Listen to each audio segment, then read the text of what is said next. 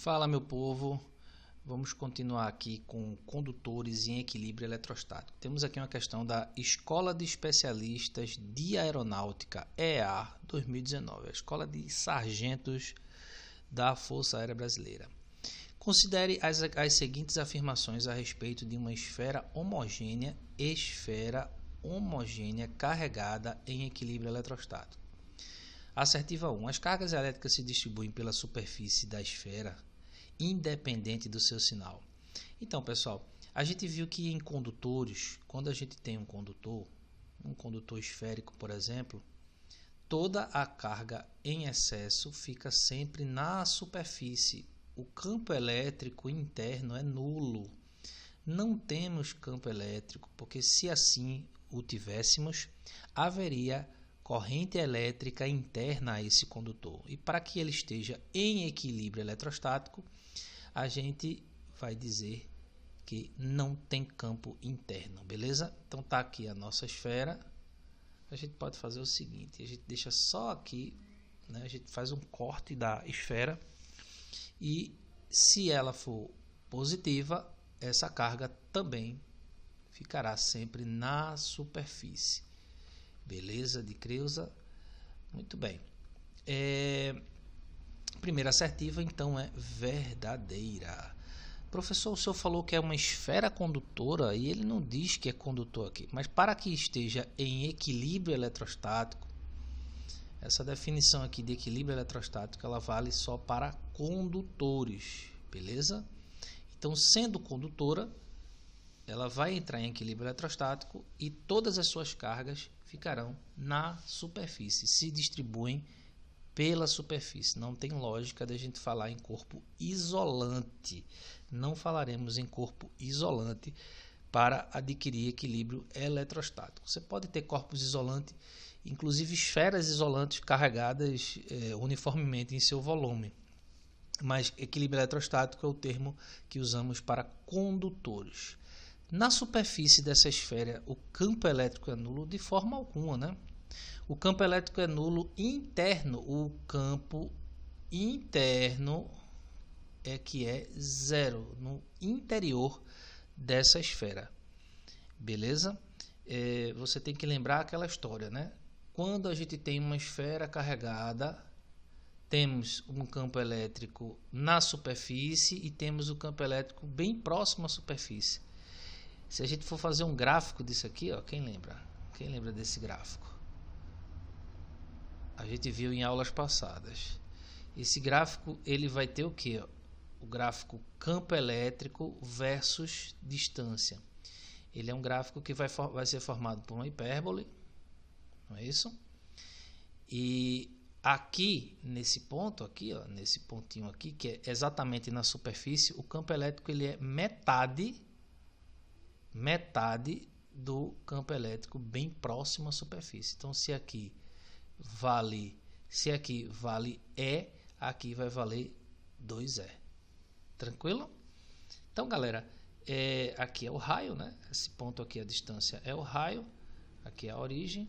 Então, a gente tem que lembrar, se o campo elétrico aqui, por exemplo, for 100 volt por metro, aqui ele vai ser o quê? 50 volt por metro. Lembrando que no interior da esfera, de 0 até R, esse gráfico aqui corresponde a 0, não é isso? O campo elétrico, a intensidade dele vai ser 0. Na superfície ele tem um salto e logo próximo à superfície ele ganha um valor equivalente ao dobro. Depois ele decai por causa da equação, não é isso? Campo é igual a K multiplicado pelo módulo de Q dividido pela distância ao quadrado. Aí você tem uma hipérbole. Então essa assertiva 2 aqui é falsa. Falsa, mentira. Na superfície dessa esfera, o campo elétrico é normal à superfície e no seu interior é nulo. Beleza, né? A gente já sabe que o campo realmente aqui é verdade. E essa história do campo elétrico ser normal à superfície. Como é que a gente vai pensar nisso aí, galera? Olha só. Deixa eu pegar uma esfera aqui bem bonitinha. aqui, opa, peguei aí um círculo, não é isso? Galera, o que quer dizer campo elétrico normal? Normal é quando uma reta ela forma um ângulo de 90 graus com a superfície. Então imagine aqui uma carga positiva, né? As linhas de campo são de afastamento, como a gente já sabe, e a gente diz que essas linhas são normais à superfície. Por que elas são normais? Primeiro, se essa reta aqui, ó, se esse segmento que representa uma linha de força, ela não formasse um ângulo de 90 graus, imagine aqui 90 graus, imagine que isso aqui fosse uma linha de campo, o que é que a gente iria concluir? Que existe uma componente tangencial aqui, existiria uma componente tangencial, tá bom? Um E de x aí, sei lá. E aí, existindo essa componente tangencial, o que é que acontece? A gente iria concluir que haveria campo elétrico aqui, ó, para arrastar elétrons, deslocar elétrons ao longo dessa superfície. E aí ela não estaria em equilíbrio eletrostático. Uma outra conclusão é que vimos que numa superfície equipotencial e cada ponto dessa esfera, o potencial elétrico ele é constante. Essa superfície aqui é uma superfície equipotencial. E nas superfícies equipotenciais,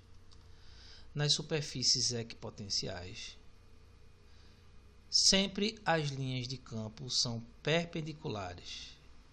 Isso para, olha, todas as linhas de campo, todas as linhas de força são perpendiculares a uma superfície equipotencial.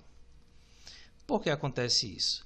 Porque o trabalho da força elétrica ao longo de uma superfície equipotencial é nulo. O trabalho é igual a zero. Isso implica o quê? Que a força eletrostática ela é perpendicular. E por que o campo elétrico ele é perpendicular? Porque as linhas de força são sempre na mesma direção da força elétrica. Professor, está muito viajado isso. Beleza, eu vou pedir para que você assista uma aula minha lá no canal sobre superfícies equipotenciais. A parte de potencial elétrico tem lá a explicação do porquê que o trabalho da força é zero. Se o trabalho da força é zero, sendo perpendicular, né? Trabalho é F vezes D vezes cosseno de θ. E aí 90 graus, ó, cosseno de 90 dá zero. Fazendo o trabalho da zero, a força ser perpendicular e, consequentemente, a linha de força também.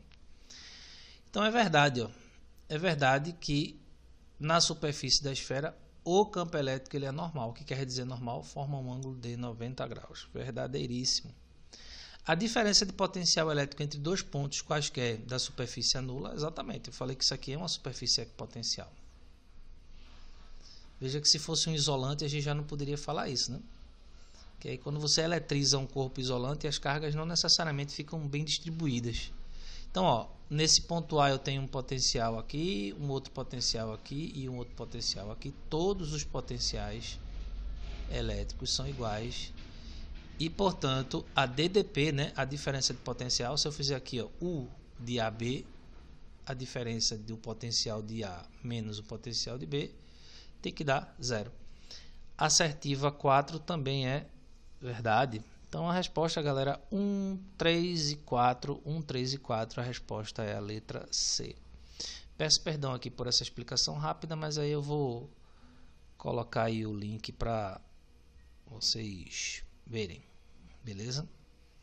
Colocar o link aí para vocês verem essa dedução.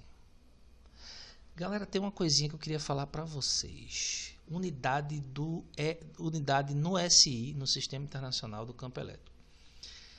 A gente viu que a definição de campo elétrico, olha só, o campo elétrico, que é uma grandeza vetorial, é a razão entre a força elétrica e a carga, não é assim? Aí o módulo, a gente coloca aqui o módulo da força elétrica e divide pelo módulo da carga. É dessa maneira que a gente calcula. E a unidade no sistema internacional que a gente tinha visto era que o campo elétrico é a razão entre a força, que é em newtons, e a carga, que é dada em coulomb. Só que no sistema internacional a unidade oficial mesmo do campo elétrico é o volt por metro. Quem lembra da relação entre diferença de potencial e campo elétrico quando a gente está com uma carga num campo elétrico uniforme? Quem lembra? Você tem aqui um campo elétrico uniforme. Olha só, vou tentar desenhar aqui. Você tem aqui um campo uniforme, ó. E aí você tem uma carga, imagine aqui uma carga positiva. E essa carga vai ter um deslocamento aqui nesse campo uniforme, ó, através da força elétrica, né? Vai arrastar ela, aqui está a força elétrica, arrastando a bichinha aqui da esquerda para a direita, né? Isso aqui, imagine aqui uma carga positiva e uma carga negativa. E aí ela se deslocou uma distância d. Como é que a gente calcula, galera? Quem lembra disso? Como é que calculamos o campo elétrico ou a diferença de potencial, por exemplo, entre esses dois pontos aí, ó? Diferença de potencial, U, vai ser igual a E vezes D. Veja que interessante. Se eu isolar aqui o E é igual a U dividido por D. E se eu for olhar agora a unidade disso aqui, ó, campo elétrico no sistema internacional, agora a gente vai analisar a dimensão aqui, ó. U, que é a diferença de potencial, é dado em volt e a distância é dada em metro. Tá bom? Então, só para você se ligar, ó, no sistema internacional, tá bom? Essas aqui são unidades do sistema internacional, mas a mais usual, digamos assim, é o volt por metro. No sistema internacional, ela na verdade oficialmente passa a ser o volt por metro. Beleza, galera? Então, um abração. Vou deixar o link lá da explicação disso aqui, ó. Beleza? Um abração aí para vocês.